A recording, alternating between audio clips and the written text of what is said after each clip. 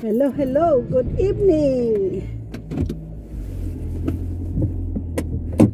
Ito ang pagkatapos ng snow. Yan. Yan.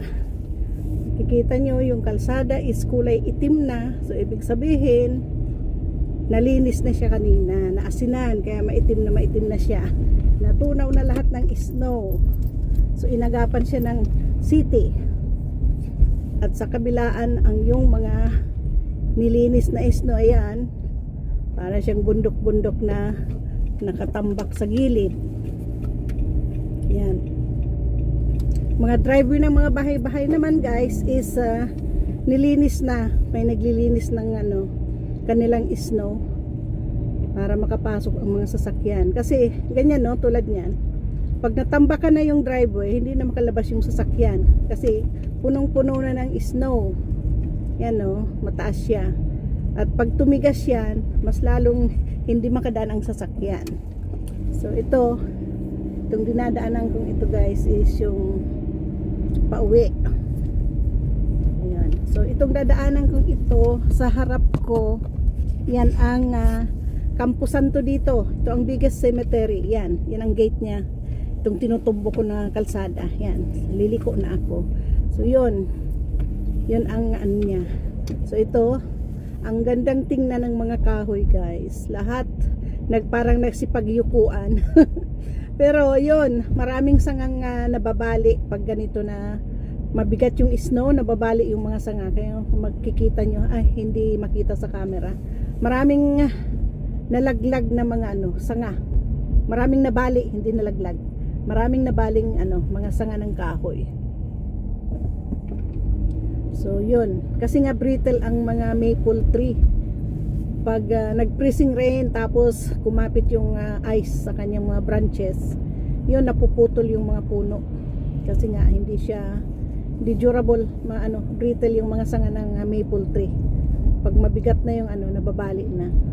At yung nga kanina, yung sasakyan ko muntik na guys, buti na lang ay yun ang ginamit ko kasi yung service kong sasakyan sa trabaho is na nakabaon sa snow. Hindi ko kayang linisan dahil talagang ang lalim na, so hindi ko ginamit. So yun, buti na lang dinala ko yung aking sasakyan dahil may sangang malaking nahulog na tamang-tama talaga sa bubong ng aking sasakyan. Baka nabasag pa yung aking salamin kung hindi ko ginamit yung sasakyan kanina na nandun sa parking. Kasi nga ang kalsada dito guys, kabilat kanan, maraming kahoy. Kaya yun, pag mahangin or pag may snowstorm, delikado sa mga sasakyan. Nung last snowstorm, maraming sasakyan ang nasira. Kasi nga, yun, mga nagkabaling sanga, bumagsak sa mga sasakyan. Siyempre, kahit naman may insurance, may hinto yung kung bagay yung sasakyan mo, siyempre, papalitan or whatever, i-repairin, matagal. So, malaking aberya din. Kaya ganyan. So, ito na. Ito ang aking dinadaanan sa aking pag-uwi. Hindi ko pala naalis yung snow sa tabing ko. Mag-stop ako sa tabing daan. Hindi ko na pansin yung salamin pala ng aking sasakyan sa right side is puno ng snow. Kaya yan siya. Na lang ako, maghinto ako dito.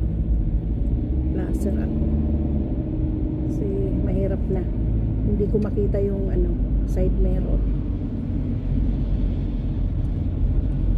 Dito ako mag-park sa kasunod ng mga sasakyan na nakapark. Yan, hinto muna ako dito sa side kasi mahirap na. Linisin ko muna yung side side mirror. Abot ko ba dyan? Linisan ko ng kasi hindi ko siya napansin. Pala siya. Baba ako ng bintana.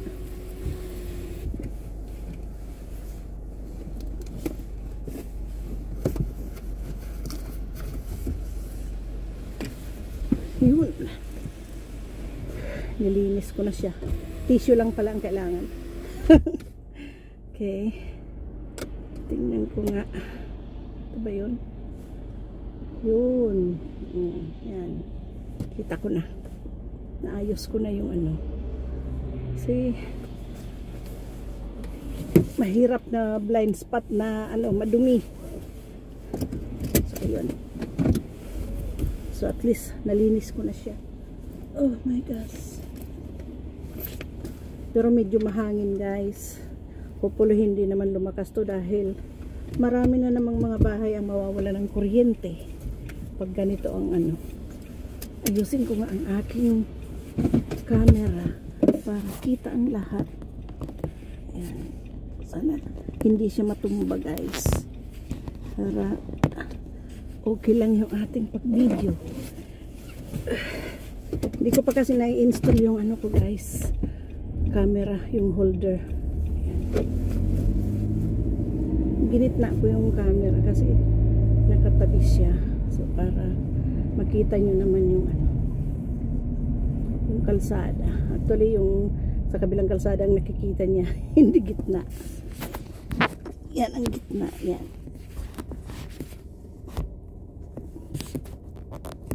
Yan.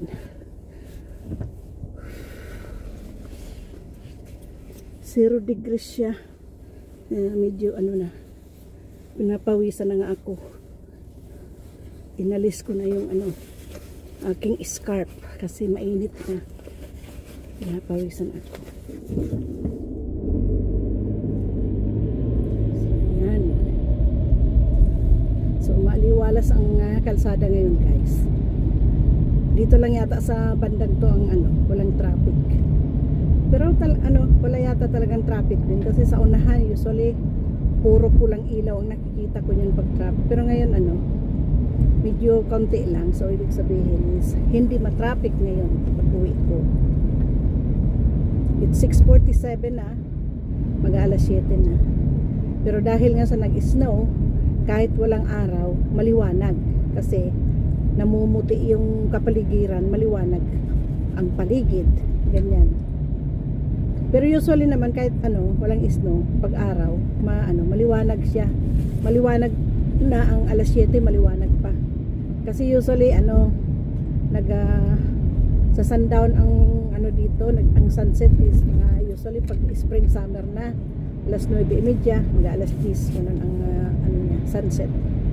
Kaya mahaba ang aming daytime pag summer, pag spring, mahaba ang daytime. Kasi sa umaga, alas 6 pa lang, ang araw mataas na. Kaya pag nag-alasutso na, parang ang taas na ng araw, parang ang init na. Mainit din dito pag summer, guys. Ito. Yung mga building pa lang yan, yun ang pababa sa downtown.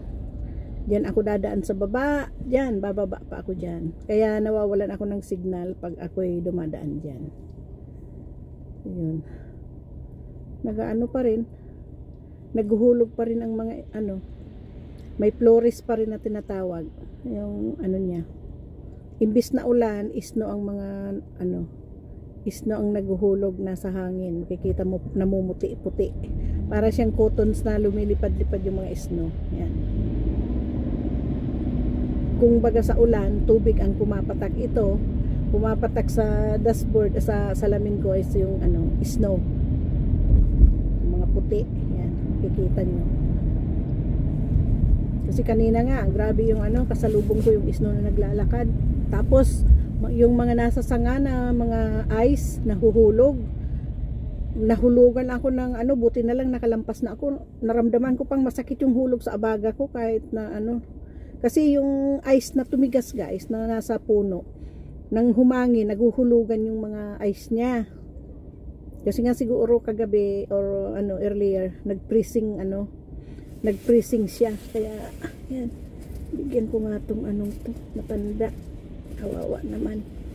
Tingnan ko nga ang barya ko. Kawawa naman, bigyan ko nga.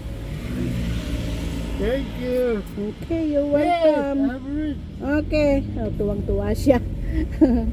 Tuwang-tuwa yung Indian na binigyan ko siya ng coins nga lang naman. Pero naman, pwede niyang maibili ng yun, kape. Pwede niyang maibili ng kape at tinapay siguro. matanda na, nasa gitna ng kalsada. Yun, tuwang-tuwa siya kung narinig nyo. Anyways, konting ano lang naman. Sabagay, hindi naman ako nagbibigay sa lahat ng ano, kasi yung iba ditong nagmapalimos guys is mga mga wala namang sakit, wala namang mga malalakas. Minsan pag ganun hindi ako nagbibigay kasi ibibili lang naman nila ng alak, sigarilyo eh.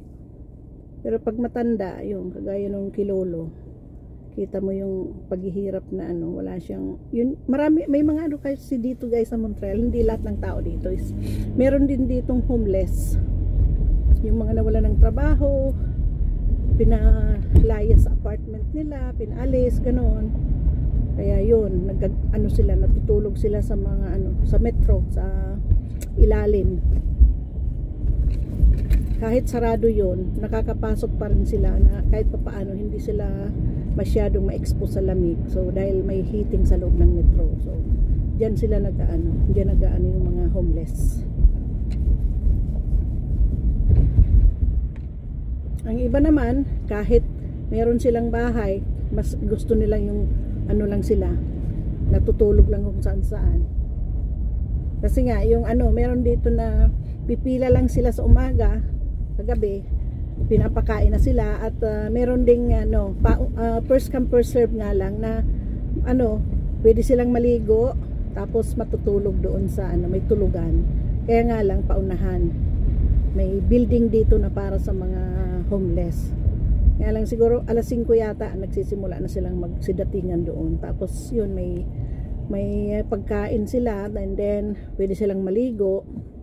Tapos binibigyan yata ng damit din. Yun ang dito, yung anong tawag diyan? Salvation Army ba yun? Something na yun ang Sintrade yun. May building silang sarili na talagang lang sa mga homeless. Yun. Tapos ang mga tao diyan is mga volunteers, ganoon. So maganda na yun na yung mga kama nila is yung mga maliliit lang para nga maraming ma-accommodate na matutulog sa kanila pag gabi. Lalo na pag winter kasi dito yun namang namatay sa labas ay yung mga may sakit sa pag-iisip na may namatay na dahil sa sobrang lamig.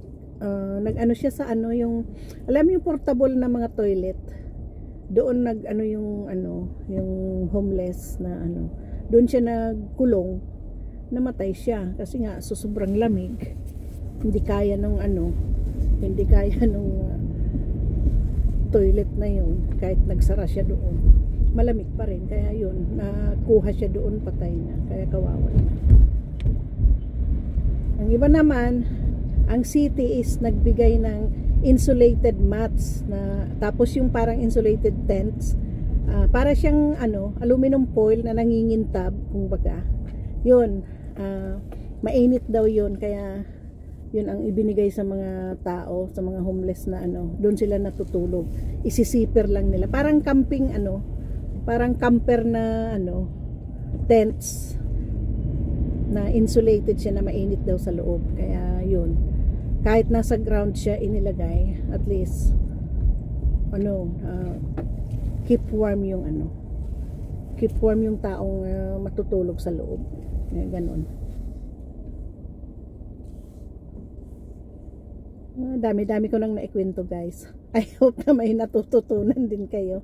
Ito na ang papunta sa Old Fort, pero is magra-right turn ako.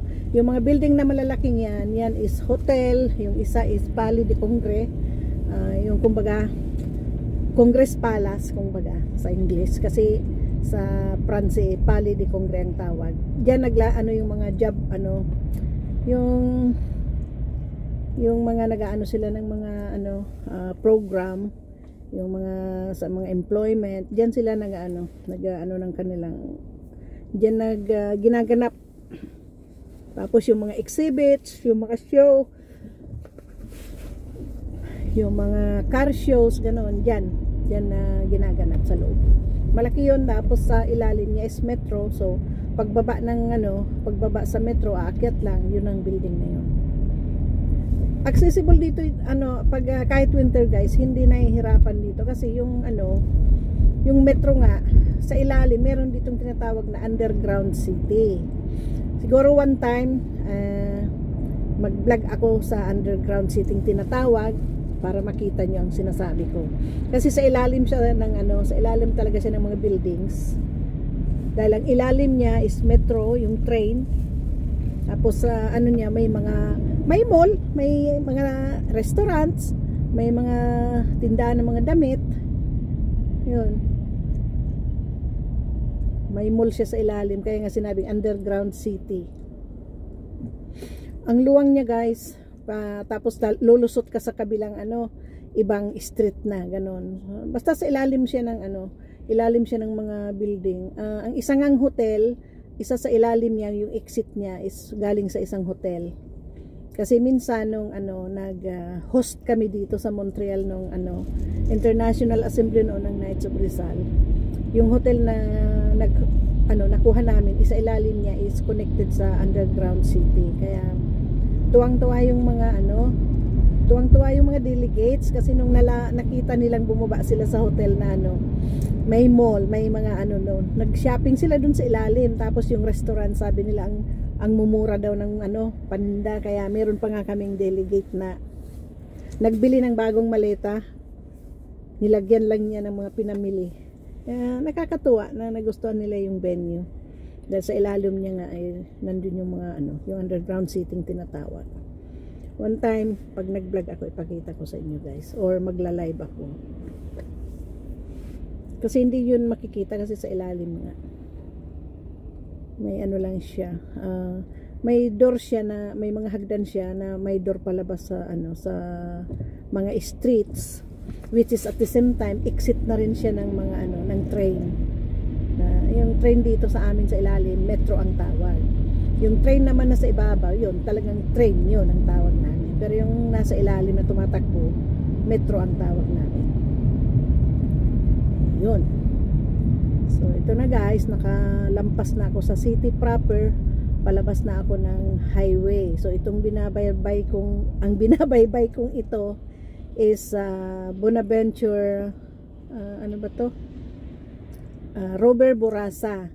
And then pagtaas ko doon sa una-unahan, yun na yung Bonaventure Highway, palabas na ako ng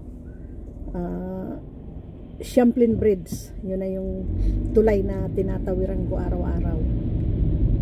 Crossing ng St. Laurent River. Yun, Champlain Bridge. Yun. Hindi na talaga siya masyado matraffic. Lang linisin ko ang salamin ko kasi naiipon pa rin yung bumabagsak na snow, pero na siya, tubig siya pag lumagpak na sa sa salamin.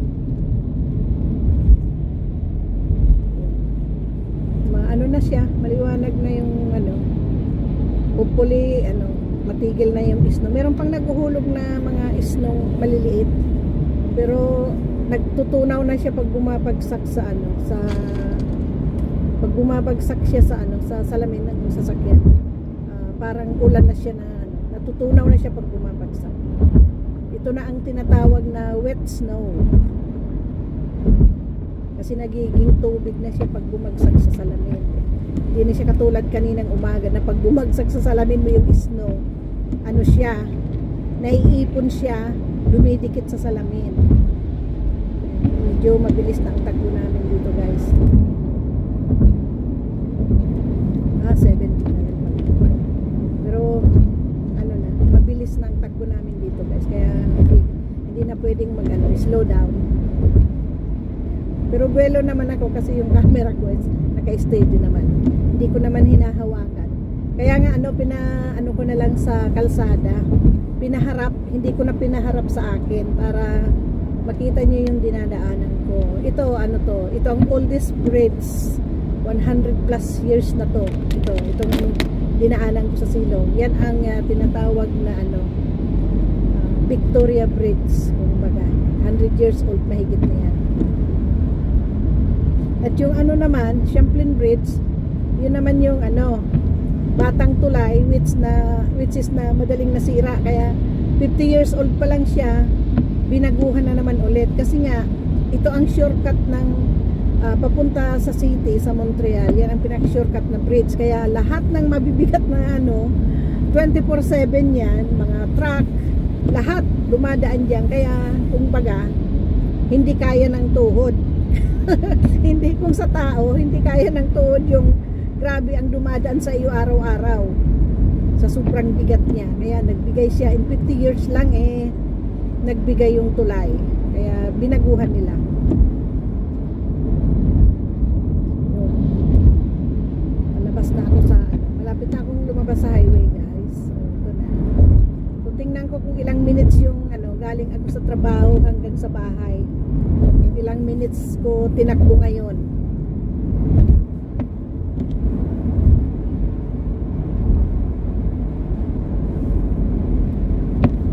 Kasi minsan inaabot ako ng guys, 1 oras sa sa pag-uwi, lalo na pag grabe ang traffic. Dumadaan ako sa overpass, yung highway, yung yung dinaanan kong yun is hindi siya overpass, siya, highway siya, parang tulay na yun ang highway na papunta sa papunta yan sa yung highway 40, at ito namang aking dinatak na highway is highway 10. Kumbaga yun, lalampasan ko na rin yung yung train. Ito ang istasyon ng train yan. May daan siya sa side na pwedeng kung may sasakay na nakasasakyan, pwedeng iwanan ang sasakyan sa parking, and then pwedeng pwedeng pumunta sa train, masasakay pa downtown. Libre naman yung parking ng mga sasakyan. Yun ang ginawa ng dito government na yung usually bus na galing sa amin is wala nang biyahe kasi nga train na ang nagbabiyahe, so para mabawasan daw ang traffic. Pero mas marami pa din, lalo na sa umaga, sobra pa din ang traffic dito sa highway, lalo na dito sa tulay pag i-exit namin dito. Grabe ang traffic, talagang sobra. Oy, mahangin. Baka naririnig nyo yung yung tunog ng hangin. Bilis rin ang takbo ko kasi nga dito, kaya yun, parang nagwiwigil ang sasakyan. Wow, ang galing nung napaka-close yung pag-overtake niya sa akin. Gosh, gusto niya palang mabilis, dapat sa left lane siya takbo, hindi sa gitna. Kasi ako, kumbaga neutral ang ang takbo ko dito.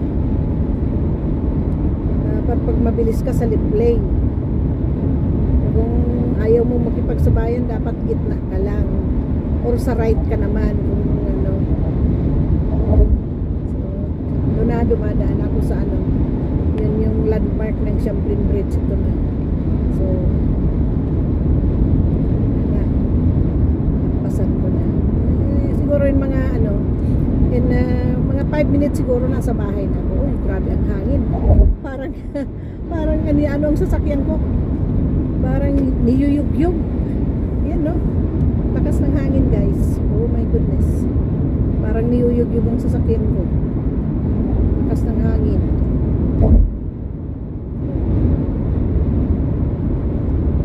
Kalampas na ako kasi sa tulay malakas ang hangin, pero talagang mahangin, kaya ang sasakyan parang nagwiwigil.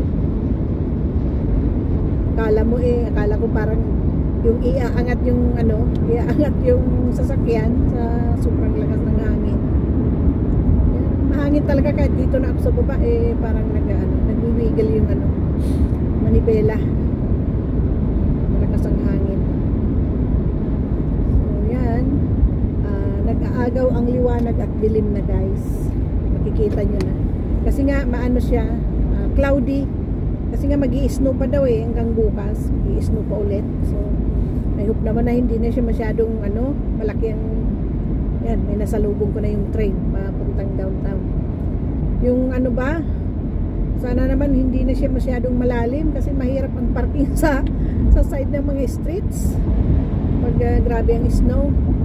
Nagpa-park kami niyan, minsan parang nakagitna na kasi hindi na kayang ng sasakyan yung hindi na kayang suwagin, kumbaga, kasi nga kung minsan minsan tumitigas na rin. Tumitigas na yung snow. Pero pag bagong snow lang siya guys, kahit ako sa driveway namin, kahit matambakan siya ng city kung maglinis sila, nasusuwag na yung sasakyan ko yun. Pero pag yung may tumigas na, tulad kagabi, tumigas yung nilinis kanina, kaya inano ni Mr. yung ano, inalis yung snow para makadaan yung sasakyan ko. Kasi pag reverse ko, pa-reverse na ako, dumaan yung truck na naglilinis, edi natambakan yung aking likuran sa sasakyan na paglabas. Kaya medyo na ano ako kanina, natagalan ako sa ano. Tapos yung si Mr. nilinis yung ano, yung freezing rain sa salamin ko, ang tigas. So nilinis niya yon, habang ako naman nasa loob ng sakyan nagpapainit na. Kaya ganda rin na ano, helpful naman talaga si Mr. pag ganyan. Yun, madilim na, nasa ilalim ako ng ano, ilalim ako ng tulay, ng highway yan.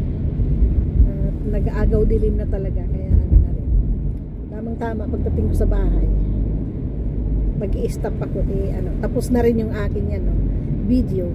Supposed to be magla-live ako guys, kaya lang yung data ko hindi ko sigurado kung kakayanin or mag-i-stop siya, kasi nga dadan ako sa ano, dadan ako sa downtown, napuputol ako doon. Kaya ginawa ko ngayon, recorded ko na lang to, pero hindi ko na siya ikakat, ipopost ko siyang ano na, as is na.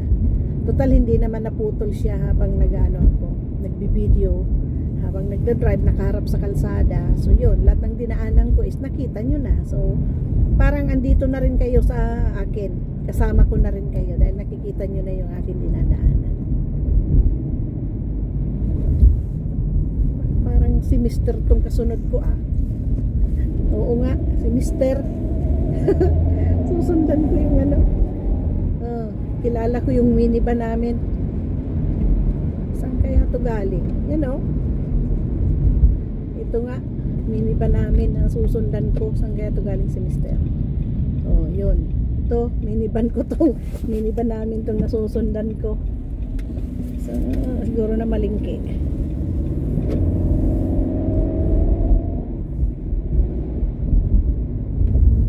Wala siyang ilaw.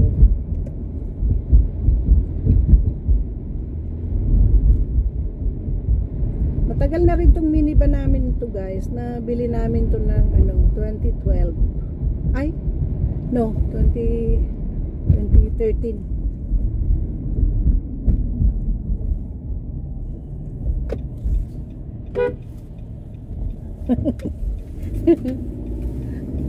Sinusinahan ko si Mr.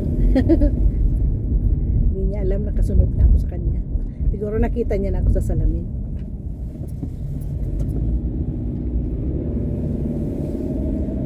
Yun, may truck pa rin na naglilinis ng ano. At least dito sa amin guys, mabilis nililinis dito ng ang snow.